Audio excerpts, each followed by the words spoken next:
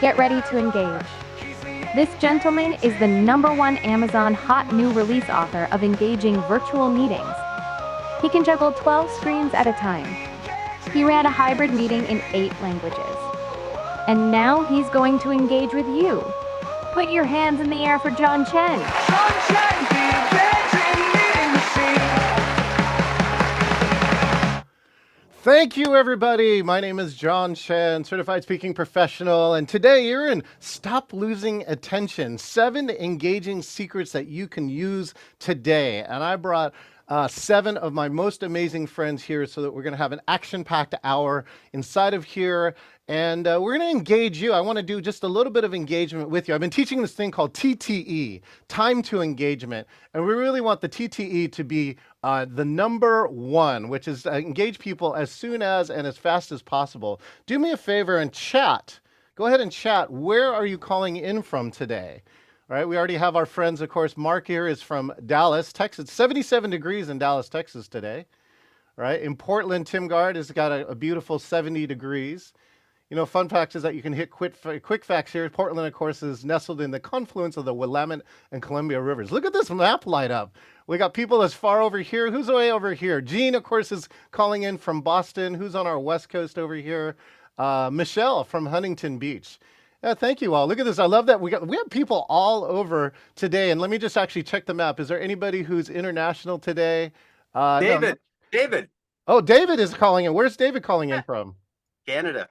Oh yeah, way up here. Oh yeah, hi David, one of our good friends from CAPS, the Canadian Association of Professional Speakers. Okay, here comes the second question. The second question, all you got to do is, by the way, hit the chat. When you hear the word engaging, what is the first word that you think of? When I say the word engaging, I love Kevin, the other Vancouver. That's right.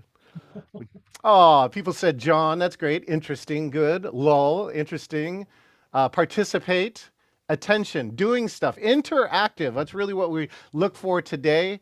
Of course, getting married. Well, that's after the engagement, right? Connectedness, fun. And so one of the other cool parts here too, now everyone chat the word fun. Just go ahead and chat the word fun. And one of the things that's cool about this word cloud is that, yeah, it will change the size of the words based on what's going on. And so now the last piece I just really want to do, and again, for all of our speakers that are here today, what is one of your challenges in engagement? What's happening on the engagement? You saw the name of this program, and that, like, a lot of my friends are saying that multitasking is a challenge. Black screens. Thank you, by the way. So many people here are turned on the camera here. Let's just do this for a moment. I'm going to remove my spotlight, and everyone wave hi to all of our friends who are watching. Thank you so much. There we go. Thanks, everyone inside it here. Cell phones. That's right. Virtual distractions. What else is on here? Boring. Not on camera. My father of the bride toast. That's right. Rick actually has a wedding coming up. Emails coming in on another screen. And yeah, if you're not engaging enough, people immediately move one screen over to the left or the right. Low response rate to questions. Interesting. And I love this Larry Pond I'm watching from Home Depot. Or, of course, people who are watching while driving. So these are the challenges that we want to help you solve today. And we give you different examples from them. And again, I brought a whole collection of experts from around the country and around the world. So coming up next, let's introduce this expert. He's the author of a book called Just Plain Funny. And humor me. He can transform stress into strength one laugh at a time. He was the closing speaker at the 2015 Toastmasters International Conference, and he once played the starfish in an interview. Please, let's welcome Tim Gard. Thanks, everybody. Thank you so much, John. It's great to be a part of this today. And I think my part of this, I looked at all the other speakers you had, and I decided I'd stick with my lane as much as I can. Victor Borges said, laughter is the shortest point between two people. You don't have to be funny, but I think for me, it's one of the cornerstones of my job. I'm hired a lot for the props and the humor, and we'll talk more about that. I think one of the things we do need to understand is humor has to be used tactically, strategically, and not just cast off as just general entertainment if you want to get consistent results. And you have to know your audiences. You have to be able to engage with them. And by by knowing the most you can, you'll engage better. Let me run through some of the things here about, I think, that are the big things with me and engagement. Number one, Alan Wise said, our primary responsibility is to the people who hire us. Second to our audience, third to ourselves. He said, if you think of it that way, when you do the whole booking, it helps to engage because everybody's on board with where the priorities are. If there's a problem with AV, I'm the least of their worries. I can do anything, that nothing bothers me on stage. Second thing would be your introduction.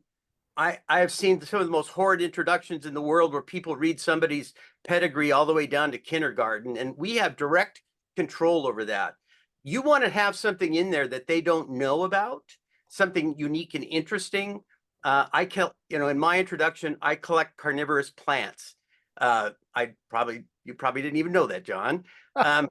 But we try to put things in there like that. I have 6 cats. I think it closes by saying Tim has 6 cats. He's the only person in Portland, Oregon, concerned about the rising costs of kitty litter.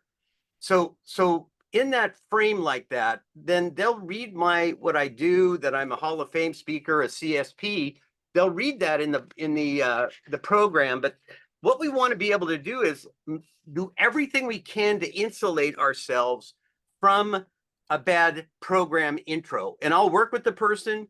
I'll talk to them. I don't leave that stuff to chance. And I always bring an extra copy of the intro with me on hard copy so that if they don't have it, it's in big print. The third thing for me would be the first 2 minutes of your program are your most valuable real estate ever. And I don't think you should ever lead with a joke. John was right. I did keynote Toastmasters International, and I used that. I just told them, you don't want to start with a joke. And that was almost heresy to them. But I explained to them, jokes rely upon common frames of reference. This is a globally international group that'd be difficult to tell jokes in. Number 2, jokes require us to have a level of trust. If you're going to use them later in your program. You want to open with no political humor. You've got to be so careful anymore what you say, especially in the US. I have a Canadian friend that was telling me they were in the US, and just before they were introduced, somebody walked up and said something like, "Oh, you're from Canada, you're our 51st state."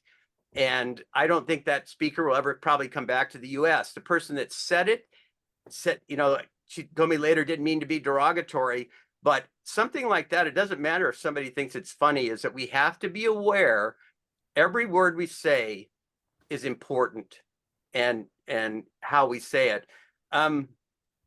No jokes. Next one would be learn the important names. Waldo Waldman, your wingman, he has a black belt in this. He learns everybody's name, and every point he makes, he can tie it to a person in the audience.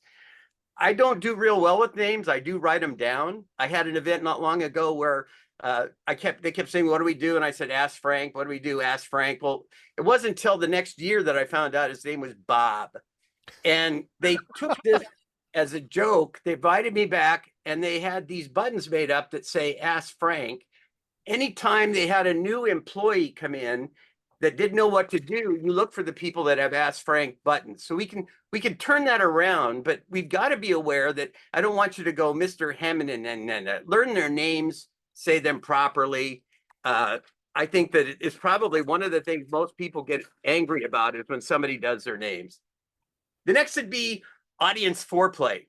I coach a lot of speakers that tell me they bring people up from the audience. Do it, but you need to be practicing audience foreplay. What I do is I will say something that has them agreeing with me, like "Nice, we're having weather." I'll get them nodding, raising their hand, saying something. By that time, the audience is engaged, and I can actually bring them on stage. I know who to stay away from, but the audience foreplay, we work into it. A lot of people that came from training don't really understand how short a time you have to establish rapport. Next would be, you need to consider that all the audiences you speak to anymore are international. Some speak English as a second or third language. Common frames of reference may not be the same. I followed a guy in Australia one time that talked about, he was a baseball player. He said, you need to root for your team. He didn't know that's slang for having sex in Australia. And the more he got him chanting it, the more the audience was engaged, but for all the wrong reason, because they're yelling, "Yeah, mate, we root." And so you really have to be careful with that. you've got to understand in different countries, things we take for granted don't exist. I have a great story about a drive-in bank. And unfortunately, when I told it in Australia, they don't have drive-in banks. So they don't have squirrels. You know, another speaker got up and went, squirrel, squirrel. And everybody's looking around the room. They have no idea what they're talking about. And I've got one more here for you. And it's probably the biggest one for me. Humor is in a lot of different formats. You need to find what works for you. I look at my audiences with a bell curve, and I try to hit right at the top of the curve for demographics. I try to learn everything I can about the people that are ahead of me in the program so that I'm not surprised. For instance, I spoke for the Wheat Farmers of America. I followed a guy who talked about AI and how they can use it, but he didn't apply it to them. I could tell there was some struggle there. And when I was being introduced, the introducer said, hey, you know, I still don't get that AI. Do you use it, Tim? Because I'd studied the other speaker, I was able to say, well, I think that'd be important to you. You probably want to know when you should plant your crops. You should probably want to know when rain is going to fall and when it's going to fall again. Probably want to look and see what the cycles of the seasons are going to be and it was like, it tied in. Had I not done my homework, it would not have worked. The props I use, some are visual. This is my cubicle crab. This is for people are crabby, and I'll say, are we being a little crabby today? And I'll walk it across the cubicle. I give these out to my audience, and you don't throw things to them. What you do is you put it in their hand. I call it the human handoff, hand to heart touch. You never throw anything to anybody. Walk out in the audience, connect with them, put it in their hand, break that space. All of the props that I use have meaning. I think that we have to walk our talk. The more that our audiences are able to take us home with them, though, the better it's going to be. These are, Rebecca asked me, these are don't bug me glasses. I use these when people tell me they have to work from home and their kids don't know when to leave them alone or when they should have quiet time. And so I'd say, put these on and people will leave you alone. I tailor a lot of my props to individual groups. I was a welfare fraud investigator. I had these glasses made. You put these on, you can turn your head sideways and see what somebody looks like behind bars just one time. And it works for car salesmen. It works for ex-wives, ex-husbands. And I will give these out, put it in somebody's hand and connect with them like that. This is mental floss. I'll just give you a couple more. Talk about paradigm shifts. I don't know if you can see it with the blur on, but it's mental floss. It looks like you're pulling a string right through your ears. It's mental floss. It's great stuff. You got one last one for us, Tim. Go. If you have things that they are props that they don't know, that they're not going to have IMAG, you need to have pictures of them you need to have pictures of them so that you can show people what things look like. This is, for some reason, this is itty bitty chicken. It's hard to see unless they have IMAG, so I have it on my PowerPoint slides so that everybody can see it. If you show things and not everybody can see them, then you're not going to keep them engaged. And that's it for me, John. How'd I do? Perfect. Everyone give it up for Tim Gard. Here's one that he also gave me.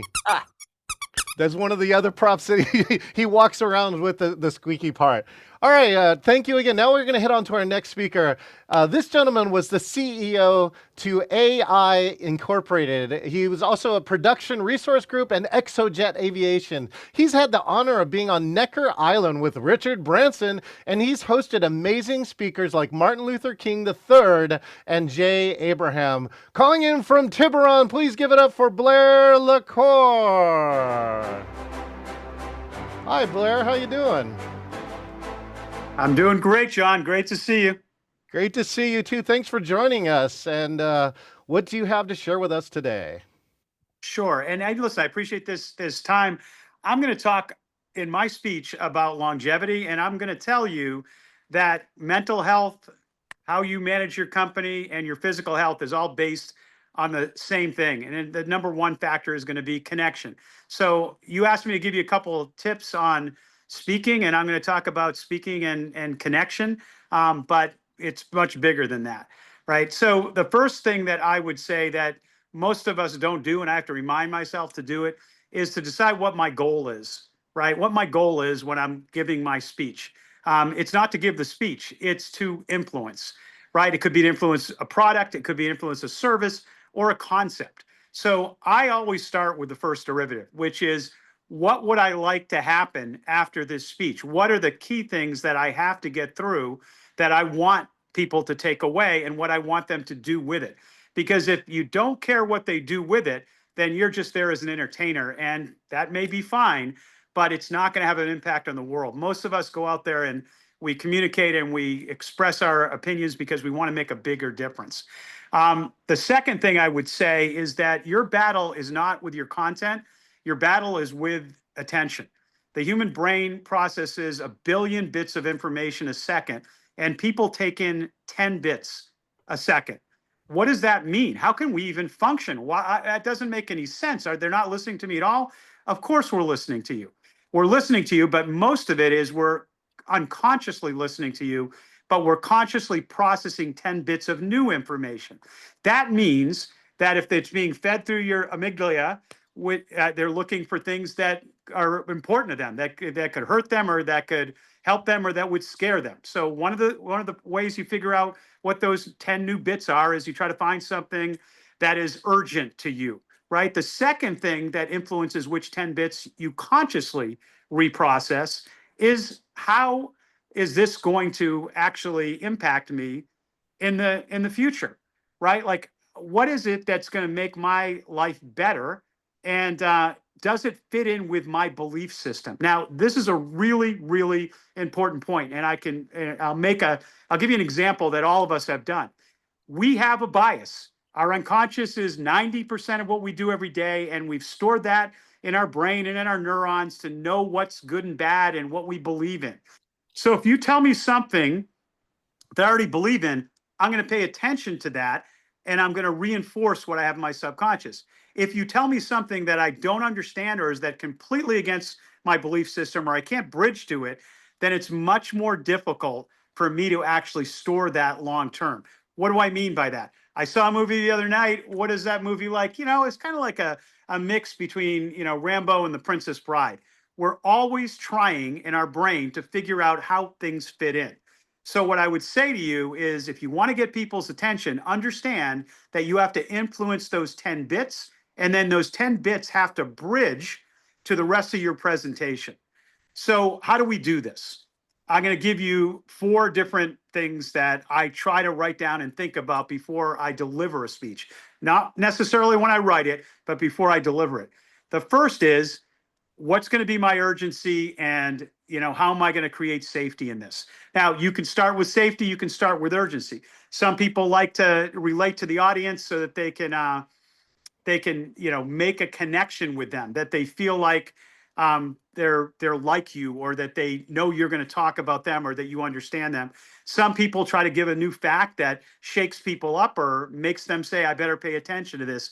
It doesn't matter. But if in the first 60 seconds, you don't either activate urgency or safety, and most likely both, then you are diminishing the ability of your audience to actually absorb and store the information. It's the equivalent of them having a bad night's sleep, which means you're going to go down 50% in your ability to influence them later. It's not that you didn't say the information, but that's not our goal. Our goal isn't to deliver information. Our goal is to influence. The second thing is to put it in a format that multiple people can connect to, that is the same but different for each of them.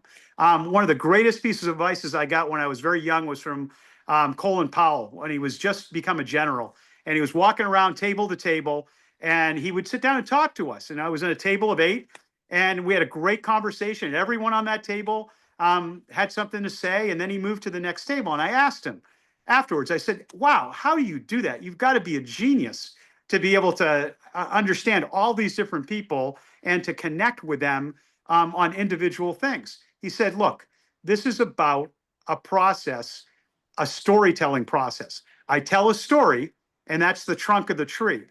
As people connect to the story, that's I'm branching out to them.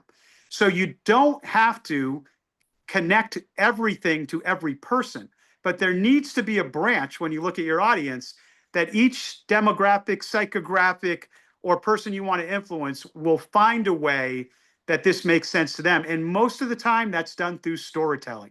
You take data, you add emotion to it, and you build a story. Now, there's two types of stories when you're giving a business presentation that are very, very common. The first is an assumptive story. I tell you the answer, and then I tell you a story to show you why the answer is correct, right? That, that this is what I believe, and let me just give you a story to explain why I believe that. The second is consultative. I start with one piece, I go to the next. If you agree with the second, the third, the fourth, you're going to come to the same conclusion I am going to come to at the very end. Both of them work. Both of them work in different ways. The third is encoding, the rule of seven, never more than 7 parts to your presentation, never more than 3 things to remember in any part. And the final thing is, did you end with what you wanted them to do and what action you wanted them to take? So hopefully that was helpful. And thank you, John, for giving me a shot to give you my opinion. Hey, thank you, everyone. Give it up for Blair in the chat. And let me just tell you, Blair and I, he got a chance to take me on my birthday to the Buck Institute of Aging. And if any of you care about wellness, you need to figure this out about the Buck Institute of Aging. Blair is actually on the board, and they are looking for people over 55 for their next study. So, Blair, thank you so much for being here. And thank you for sharing lots and lots of your knowledge from the multiple companies that you've been in. Sure. Looking forward to seeing you later in the month. Take care. Outstanding. All right. Coming up, our next speaker. She was the astounding MC for the District 2 Toastmasters. She led the last story standing competition, and she has an amazing ability to use her voice in speaking. She is the National Speakers Association's Northwest Member of the Year. Please hit the chat for Rebecca Murray. Woohoo! Thank you so much, John. Hi, Rebecca. How are you? I'm fabulous and ready for my 5 minutes on my timer. Let's hit it. Okay. Well, there's a very important and fundamental acronym known to many speakers around the world. That acronym? KYA. What does that mean? And if the words know your audience just flew into your head, ding, ding, ding, you win a prize. Now, I'd like to find out what you have on your list when it comes to knowing your audience. Now, let's say that you have been hired by an event planner. You have your preparatory meeting. You have your list. What is on your list of questions that you're going to ask this event planner? Please let your fingers do the talking, and let's see what we come up with in the chat to curate a list. What's on your list when it comes to knowing your audience? The age of people in the audience, the demographics. Yes, very good. What else? I want to know how old they are. What are the job titles, levels, etc.? Very good. Thank you very much. Motivations, interests. Okay. If you didn't have a list before today, I hope John will be able to save the chat because you have a very good one now. Now, there was something that was not on my list that I learned the hard way, which for me, sadly, is often the best way that I learn. I don't know about you. Here's what happened. An event planner reaches out to me. I give her my menu of services. She picks a session off the list and then says, I could see us doing this. Why don't we schedule for 7 months out? Great. Put that on the schedule, 2026. 3 weeks later, she reaches out by email. Uh-oh, our speaker for next month can't make it. Could you fill in? Absolutely, I can. Now, I thought about scheduling another meeting with her to go over things, but I thought, we just met. I don't want to bother her, so I'll just get with my assistant. We go over the run of show that we know backwards, forwards, sideways, upside down, because we've done this so many times. And the thought did occur to me, maybe I should send the run of show to the event planner. But nah, she's really busy. Didn't do that. She had record registrations for this event, which was very exciting for me. And as this session goes, we have 45 minutes of interaction here, and then we have 2 breakout sessions, followed by getting back together, sussing things out, and a grand goodbye. And things were going swimmingly for the first 45 minutes, but then, as soon as the breakout rooms opened, now I noticed people leaving the main room. That's normal, right? But I also had the breakout room panel open, and I also noticed that people were not filling up the breakout rooms. Gee, is Zoom having some technical difficulties? I then received a text and a chat from my assistant, Rebecca, people are leaving the session. And so, for the 8 people that remained, we all had a great time. The first thing that I did as soon as the session ended was I called my contact, and the first thing she said to me was, I am so sorry. I did not tell you. These people do not do breakout rooms. Many of them are in public areas. They're in little cubicles. They don't have their cameras on. I mean, you were doing good to get them to engage in the chat. They do not do breakout rooms. Let's have a redo, which we now have scheduled in 2026. But you know what's better than a redo? Is when a client reaches out to you and says, hey, I want something new because that went so well. This is how I learned this question that is now on my list. How does your audience prefer to engage? Add that one down. How does your audience prefer to engage? Because I'm going to serve it up however they prefer, whether that's in person or online. And now I have an opening, which I will share at the Engaging Conference, of exactly how I tee it up. It is fun, it is funny, it's engaging. Even Tim Gard would approve. So know your audience and especially know how they prefer to engage. Back to you, John. Thank you. Everyone, give it up for Rebecca Murray. And you got to see her programs too. She has some incredible vocal control. She has some incredible ways of being with her audience. Go check it out, and you go check out her website. Rebecca, thank you so much for being here. All right, we got our next speaker coming up. He got his start by being in the hotel lobby of the National Speakers Conference, and now he oversees the entire Certified Speaking Professional program while he helps professionals, leaders, and entrepreneurs transform stale thinking into fresh results. Let's get cooking with Frank Kitchen. Hey, thanks for having me here, John. Great to be here with everybody. Now, I'd love to start things off with, a question. And the question is, as I watch the chat, has anybody here ever been hungry? If you have, just write the word hungry or type the word hungry in the chat right now. So has anybody here ever been hungry? So I'm seeing the hungries pop up. Now, has anybody here ever been hungry for something that you didn't know how to make? Give me a yes or a Y in the chat. So there's something that you're really hungry for, but you just don't know how to make it. Yeah, I see the yes. Now, here's what I'm going to ask for in the chat now is, so you're hungry for this thing that you don't know how to make. What do you do? So put that in the chat for me right now. So you're really hungry for something. It's something that you're craving for, you're hungry for. So I'm watching YouTube, ChatGPT, go puff, order it. Okay, so I'm watching a lot of people saying Uber Eats, ChatGPT, order it, order it, order it. But here's the question. I don't want you to think about food now. I want you to think about your business and your careers. Can you truly have somebody else cook it up for you? We're talking about how to be more engaging on stage. Can we bring somebody else in to tag in to make our program more engaging? Can we have somebody do that for us? We're in a world right now where we're trying to get everybody else to do something for us, but if we're truly trying to be great business owners and speakers, don't we have to learn how to do it? I mean, today I want you to get kitchen inspired. And when I say kitchen inspired, not by me because my last name is Kitchen, but I want you to get inspired in a way of when you're hungry, when you're at home at midnight. ChatGPT might be up going on right now, but you can't do Uber Eats. The restaurants are closed. What do you do to feed that hunger? Because as we talk about how to make our programs more engaging today, we have to get hungry for it. I mean, quite simply, I always tell people, we got to flip our mindset, everybody. Now, if you look at this right now, because Tim loves props, I'm going to ask Tim right now to have some fun with it, everybody. What is this?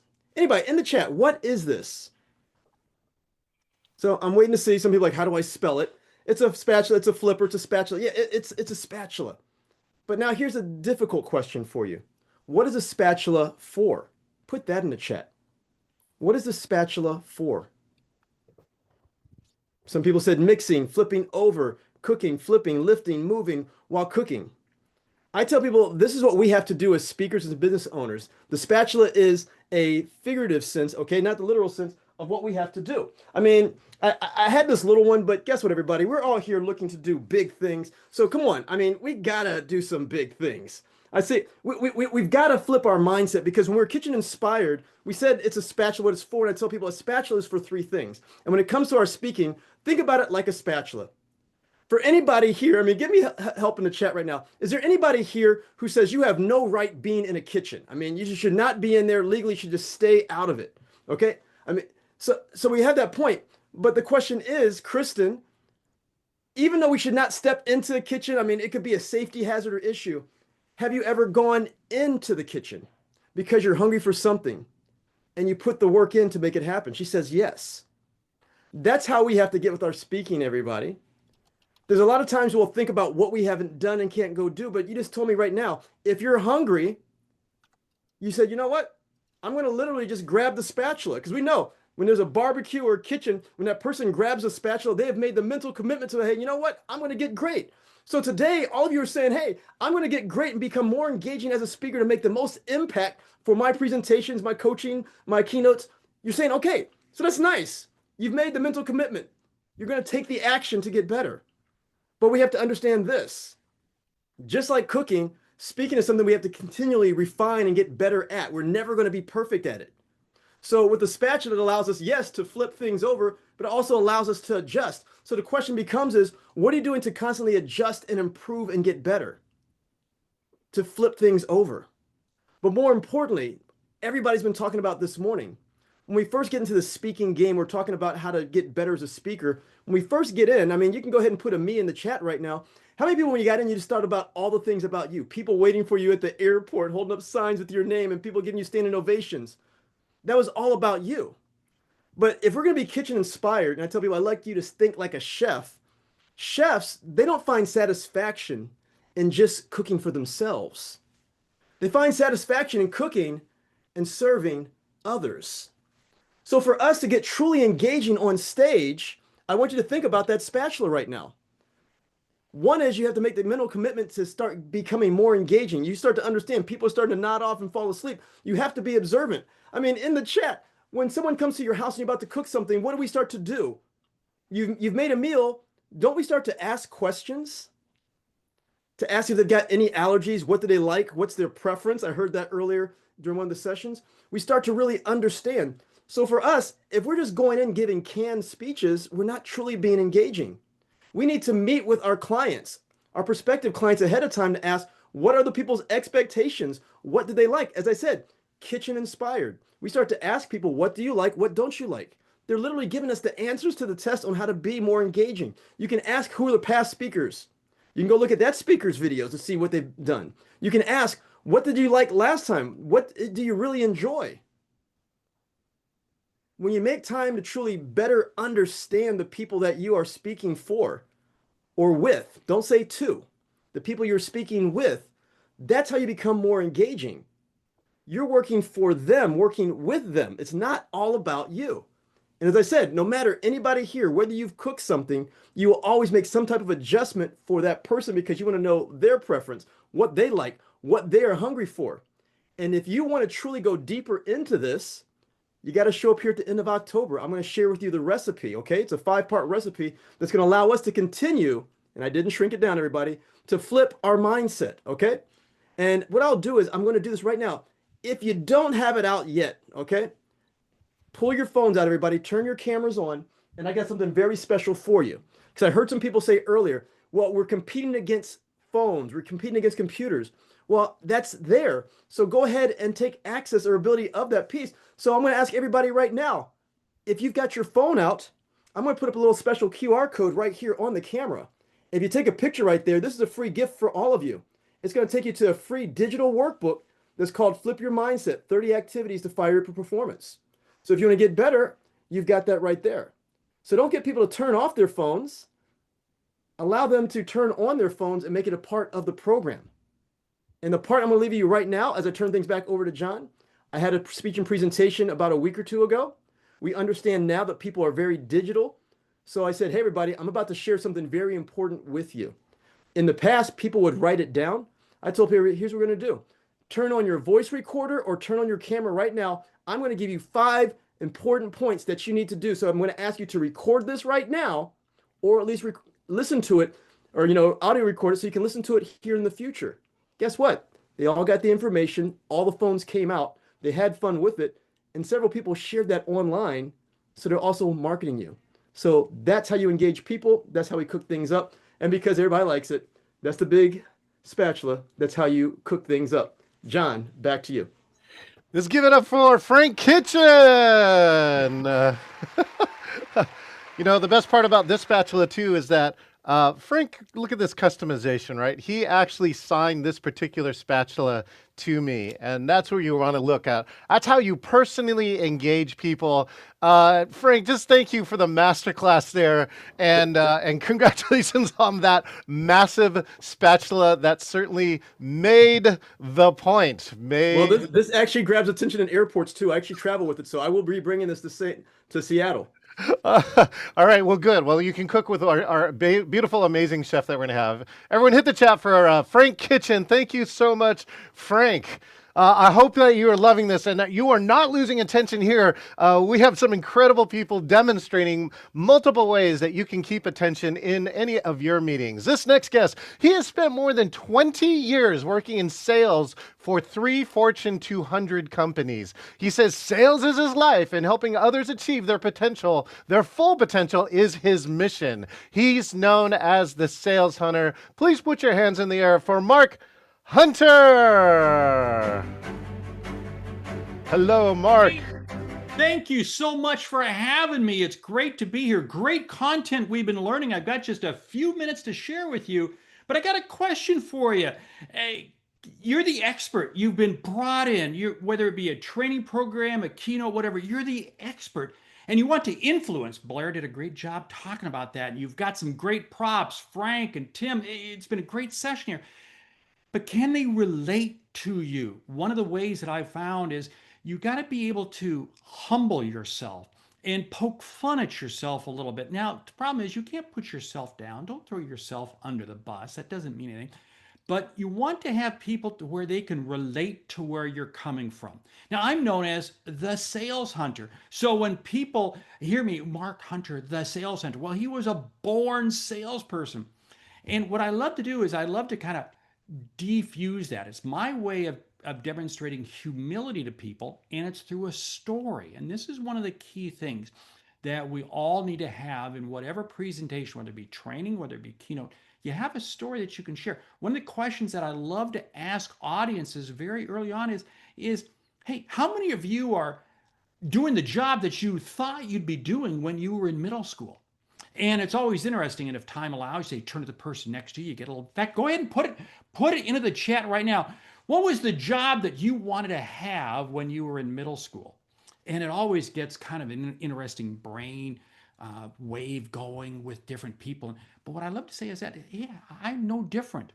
I didn't want to be in sales. I wanted to be, Michael Jordan. I wanted to be, somebody, and then I say, but when I got to college, that's when I found my calling. Now, what's interesting is at this moment, when you say when you got to college, you found your calling, then people begin to think, oh, that's when he began to really feel he wanted to be in sales. And I begin to pull people in here. And I go, I really did. I wanted to choose it. My calling was, you're listening to the Mindy 95. I was a disc jockey in college, and I loved it. That was the job I wanted to have. Now, people are now beginning to scratch their heads. You see what you're doing is you're telling a story, you're pulling them in, and you say, but shortly before graduating, everything changed. Everything changed. And I flash on the screen a picture of a Seattle Police Department car. Yes, a Seattle Police Department car, because I say my whole career changed because of the Seattle Police Department. Now, it's very interesting, and Tim did a great job at saying this, that you got to pick your words wisely. I'm talking to an audience where a lot of people on today are from Seattle, so it's okay. But in some parts of the country, you mentioned the word Seattle, and like, ooh, it elicits a little bit. So I just say police department. What I do is I say, because I got 4 speeding tickets in the course of 3 months, and I could no longer afford car insurance. That is how I wound up in sales. And by telling that story, people begin to really realize that, okay, now what he's going to share about sales is something that I can relate to. And I can go on and I can share more pieces of that as to how I was not a very good salesperson initially because I didn't know what I was doing. And again, what am I doing? I'm humbling myself so people can relate to the content I'm sharing. Now, here's the key thing. I'm not staying focused on this for all that long. This is all the course of maybe 3-4 minutes, but it allows people to realize that, wow, Mark has walked in my shoes. So what Mark is about to share, I can accept, I can understand, and I can see value in it. But here's where it really comes home. You go through your program, and this works whether or not you're doing a keynote or you're doing a training program. When you get down to the end, you come back around and you connect back to the original story. You connect back because now people see, you've gone a full 360 degrees. Now what they can see is they can say, okay, this fits because now I can come back and say, remember how at the beginning I said I didn't want to be in sales?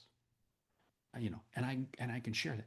But I found my calling because I truly believe that sales is not about selling people things they don't want.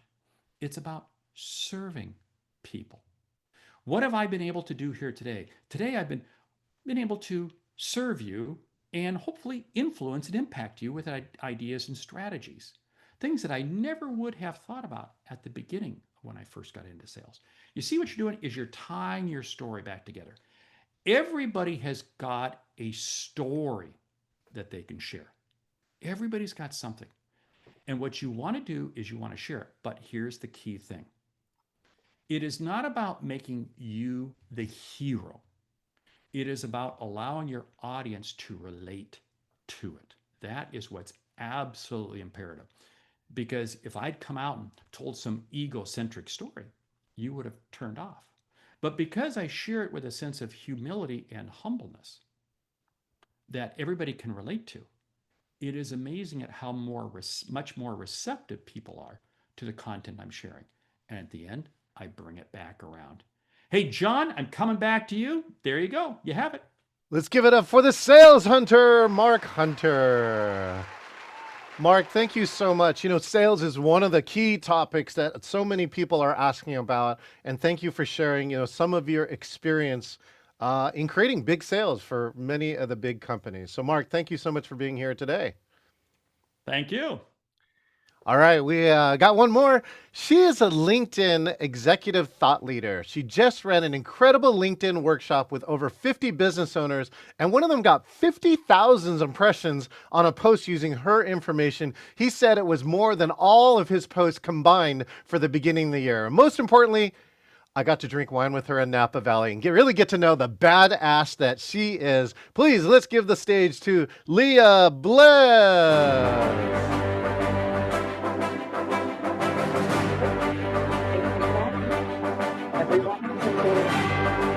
There we go. I got you, Leah. I love it. Next time K-pop Demon Hunters for my intro. Oh, I got it. Actually, I started watching it last night. Thank you for It's that. so good. It's so good. So I feel like everyone here has a really cool last name, so I'm not special in that regard at all. So my name is Leah Bliss. I'm a LinkedIn expert. And I really want to walk it back a little bit because we've had so many incredible speakers talk about the art of being on stage. I travel around the world. I do the same. But one thing I want to point out is it's really hard to give a good talk if no one's there to listen. If John hadn't done such a great job of promoting and engaging us long before we ever showed up here, we couldn't be here to share this expertise. So I want to talk a little bit about LinkedIn and how to engage online. So for those of you who are asking about Richard Bliss, who's also a LinkedIn expert, he is my father. Please do not confuse that relationship. I've had people ask if we were married and then, nope, that's my dad. That's my dad. We love him. He will be co-presenting with me at John's event. But before we get to the event, we want to make sure that we're able to engage people on LinkedIn. So many of us for so many years have thought of LinkedIn in two different ways. We think about it as that's where I go when I need a job. We also think of it, maybe not even consciously, but in the way that we interact with LinkedIn. We think of it as the equivalent of the digital coffee shop cork board, where we go and pin our announcement to the cork board and hope somebody shows up. We're going to change the way we think about that pretty immediately because it's wrong. You can't think about LinkedIn as a place to go for a job or as a place to post your announcements. LinkedIn is a never-ending, worldwide networking event. And the best way, because I know all of you are probably pretty good at engaging in person, but you're not very good at engaging online. It's a unique and learned skill set. But I want you to take all of that skill that you have in person and turn it into a skill set online. The way that you do that is through commenting. We think that posting on LinkedIn, I'll tell you, let me help you a little bit here, guys. If you post every single day on LinkedIn, you don't have to do that anymore. You can take that off your to-do list. You're welcome. Because it's not about what you post, it's about the conversations that you have. When you make a post online on LinkedIn, that post is the conversation you're trying to have. Let's let that conversation exist for more than just one day. Let's have that conversation last for 3 or 4 days. Because when we think about LinkedIn as an organization, what they want is for you to have a conversation because you've brought up a topic in your post that is so interesting to your audience that they can't help but engage in commenting. Here's the first secret I'll teach you. We're definitely going to give away a lot of secrets at the event, but the first secret I'll teach you is if you make a post, 200 words of text, significantly longer than you probably think it should be, but remember, you've got to give people something to talk about. If you want to engage your audience online, you have to give them something to talk about. So 200 words of text, no links, no hashtags, don't tag anybody, just 200 words of text. Maybe add a photo. You could just do a selfie. You could add a photo of the sunset, doesn't matter. But then if you can get 10 people to comment on that post in the first hour, showing LinkedIn's algorithm that this topic is engaging and interesting to talk about, 200 words, 10 comments in the first hour, you respond to those comments, I absolutely guarantee that you will see 1,000 views on that post. Now, here's the rule. Do not post again until you've hit 1,000 views, because LinkedIn will not continue to promote that content once you've posted again. So Yolanda, you're welcome. I love golden nuggets. I'll give you another one. I'll give you a second golden nugget. I'll tell this quick story. Whenever I go to a conference, and the most successful one I did in Vegas, and I took my sales team, it was me and another gal, and we decided that before attending this conference, we were going to get the attendee list. And out of 500 people, we determined 100 ideal clients, people that we wanted to have conversations with, people we wanted to engage. We wrote that list down, 100 people. And for 2 weeks leading up to this conference, we did nothing but comment on their posts. We did not connect with them. We didn't tell them we were going to be at the conference even. And we didn't talk about ourselves. No products, no service, nothing about us. Only them. Showing up to engage them in the topics that they brought up in the first place. So for 2 weeks, all we did was comment. No telling them that we're at the conference, no connecting, and no talking about ourselves. We show up to the conference. I've never been famous before, but Lord, it felt like it. We walk into that conference and 100 people come up to us and say, oh my gosh, Leah, I had no idea you were going to be here. It's so great to finally meet you in person. We leapfrogged over all the awkward, hi, I'm so-and-so, this is what I do, what was your name? That's the worst part about networking, because we engaged these people online before we met them in person. The ability to re-engage was so much easier. Then, of course, we're like, oh my gosh, we're not even connected on LinkedIn. How did that happen? 100% of those people connected with us on LinkedIn. 30% of those people took a sales call because we had built the engagement long before ever meeting them in person. You can do this if you are never going to meet them in person. You can show up on LinkedIn and start a conversation in the comments with anyone. You don't have to be connected to them. So what we always tell people, Richard and I, you've heard us say this before, we'll say it again. What you need to do is 3 comments a day, 5 days a week. That's it. Very, very simple. You will have more people engaging and interacting with you this way than anything else. So these are just 2 of the secrets that we're going to share at the event. I'll pass it back over to John. Connect with me on LinkedIn. I'm on LinkedIn. I'm on LinkedIn right now. Connect on LinkedIn, send me a message, and I'll make sure that we chat at the event.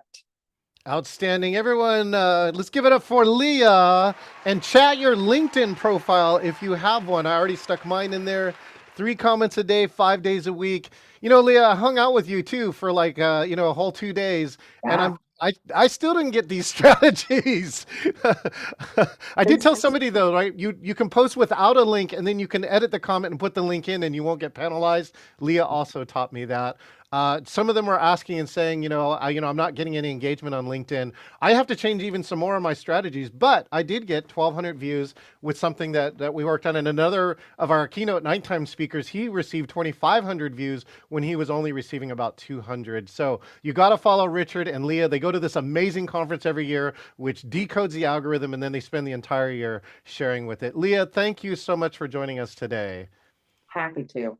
Outstanding. Give it up one more time for Leah. So great. Oh, let's see. I got to cue my Leah music. There we go. So thank you again, Leah. Great content with there. And then they've been all referencing this part. By the way, I'm going to give something away, but I do want to share where I hope that go to the chat and tell me, did you get something valuable today to regain attention for you? I hope that you got at least one thing inside of there. Like I got humor, right? How to prefer to engage, right? What is healthy engagement? That you need a big spatula, right? That we need maybe a humility story that Mark actually in his sales goes and makes a connection before he makes a sale. And then Leah here just dropped bombs in 8 minutes with engagement on LinkedIn. Still, like, again, I spent 2 days with her and I don't remember hearing these tips or tactics, and I'm going to continue to change my strategy to do that. So they were all referencing this piece here, and I'm excited to share with you. This is what I'm going to do in this last part here, is that I really want to share what are they talking about in this conference. This is my 6th year. And my real intention with this is that I'm on a mission, right, to get rid of boring ass meetings in the world. And hopefully I just demonstrated that in the first 50 minutes here. And that this is my 6th year running this retreat. It's called the Engaging Retreat. It's October 28th through 30th. It's available in person and online so that we can get to anybody around the world. Now, our in-person people too, I'm looking for some very special people in the in-person. What they get is this. When you come in person and come here to Seattle, Washington on the 28th, 29th, and 30th, we turn the tables every night, which is we get the speakers off the stage and we put you, the attendees, on stage. Every of the first 50 people who register will get a 5-minute video. It is a 4-camera video. It will also be professionally edited so that you get the video after the conference and you can actually put it up on your website. Rebecca Murray actually did this last year, and she received a paid keynote 30 days after she posted this on her website when they said, we watched the video. So, we're really looking at things like this crystal clear quality on a high-end stage 4 cameras too, so we can see how the audience responds to you, giving people multiple views of like how you present. In addition to that, the next thing we have is just incredible education. We have over 15 speakers here. Brian Walter, the first recipient in the NSA Northwest and the 46th in the world of the Cavett Award. That is the highest award in National Speakers Association. Tim Gard, Hall of Famer. Ed Cohen, who's a Training Magazine. He's gotten 2 times on Training Magazines. He's taken 2 companies to the #1 spot. Blair LaCourte is sharing health information as well as his experience of being CEO for 4 companies. Frank Kitchen cooked it up. I just love that Frank just brings it every time. The sales hunters here, both Richard and Leah Bliss here. I love that Brian Walter this morning, he said, it's so amazing that you got both of them here. If you want to do something for your business on LinkedIn, there it is. Rebecca is also going to be here. We also have Josh Craver, who's been a chief learning officer for 4 different companies. Adam Bacher, I'm going to tell you about one of his features coming up, but he's a professional photographer from NSA Oregon. This is Adam Teagues, who's in charge of all the sound and audio, and he's going to share how you work with AV crews. Joe Welch is also a sign language interpreter and the virtual MC, and sharing with you how to connect with people as a virtual MC. Over here too, I saw Ariel was on too. I think Ariel Hazy is on, so you can chat him. Ariel Hazy is just became a speaker. He created a piece of technology called Neuro. Oh geez, what is it? Neuro. Oh, you're gonna hit me in the chat. So what he has is a way to scan brainwaves of the audience, and we're actually going to put them on a television. We can find out what your brain looks like when it is engaged or disengaged. That's right, neurosteer. I knew I was looking for that last word. And then over here, Loom just joined us. Loom is the chef. He actually became from a dishwasher to a chef, and now he actually gone on and done incredible things such as making 1,000 meals on Thanksgiving with 2 other people here in Seattle every Thanksgiving. He's actually going to be cooking all the food for this program. So incredible education. In addition to that, then you get this photography by Adam Bacher. And Rebecca just said that Adam, of all the photos that she got speaking on stage, Adam Bacher got the photo that she uses for all of her promotions. So again, when you come here, even as an attendee, you have the opportunity to get some incredible photographs, especially on stage while you're part of that. And you become part of the community. I purposely have kept this event small. It should be between 50 and 100 people in person here. So number 1, that you can build a community, get to know everyone. And number 2, during the breaks here in person, you can really sit down with people like Tim Gard, Brian Walter, Mark Hunter, and really have a conversation, ideally helping to solve your challenge. You also, of course, get one of my famous 24-piece engaging toolkits. And Loom is, again, a specialist in Latin American food. It turns out that all the Latin American players that come from the baseball league, Major League Baseball, when they come here, they request his food, and he needs to bring it to the T-Mobile part to serve them.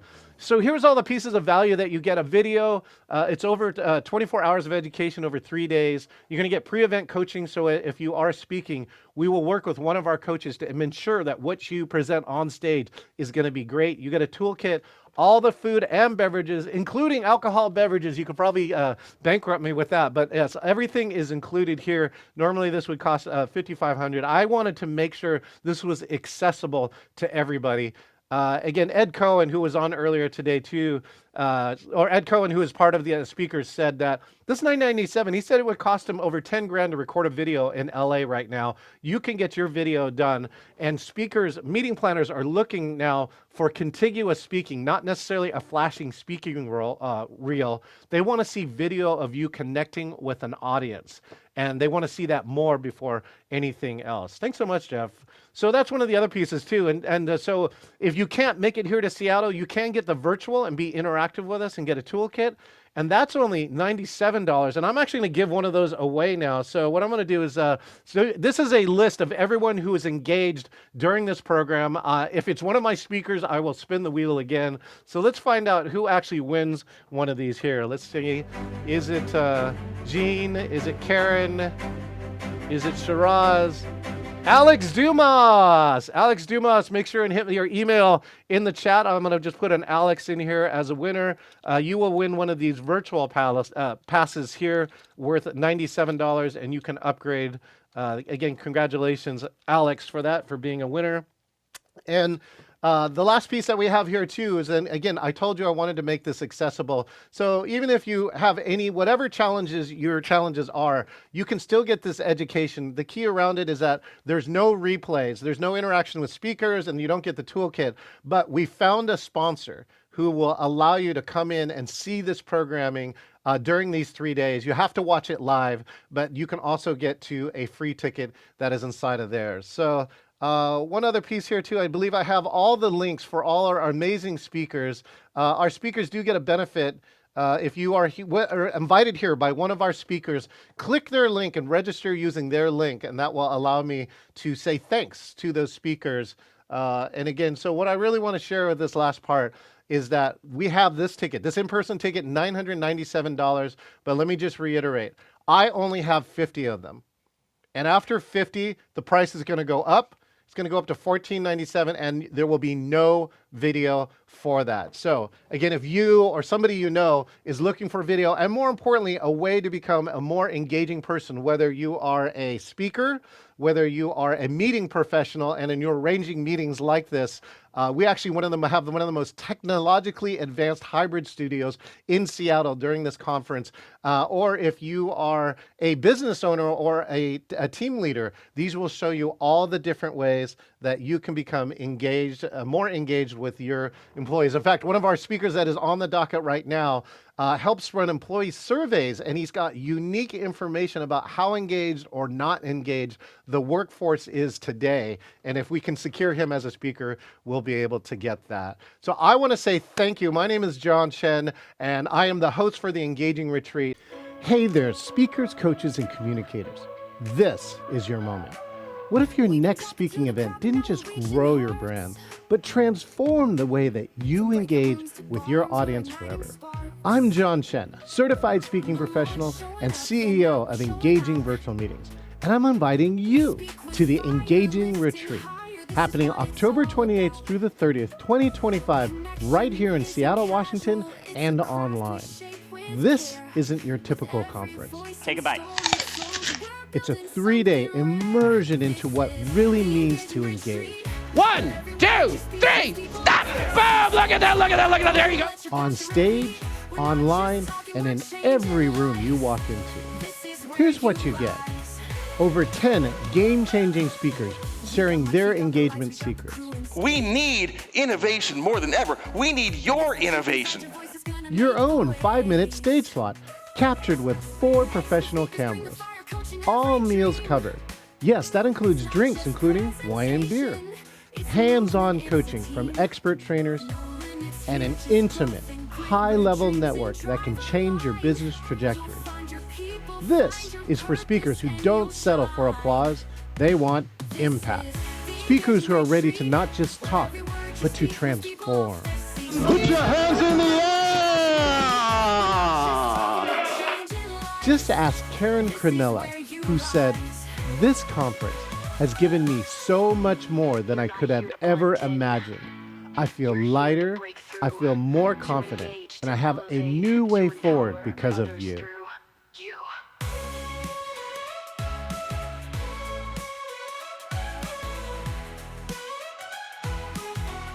And the best part? All of this, your spotlight, your footage, your meals, and your growth is just $997. But spots are intentionally limited because quality matters here. So if your heart's racing a bit right now, that's your clue. Click the link with this post to register now at the special rate. The Engaging Retreat, the stage to engage.